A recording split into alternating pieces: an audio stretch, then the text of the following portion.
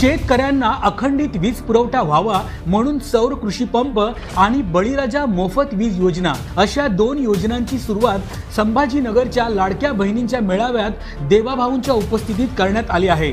यावेळी मागेल त्याला सौर कृषी पंप योजनेअंतर्गत शेतकऱ्यांना 60,000 पंप देण्यात आले आहेत। त्या पंपांचा विमा उतरवण्यासोबतच पुढील 5 वर्ष पंपांच्या दुरुस्तीची जबाबदारी देखील सरकारने उचलली।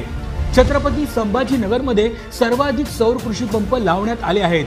येत्या 18 महिन्यात शेतकऱ्यांची सर्व वीज सौर ऊर्जेच्या माध्यमातून येणार असून शेतकऱ्यांसाठी स्वतःची वीज कंपनी स्थापन करणारे महाराष्ट्र हे देशातील पहिले राज्य ठरले आहे। देवाभाऊंच्या राज्यात वेगवान निर्णय आणि घडतोय समृद्ध महाराष्ट्र।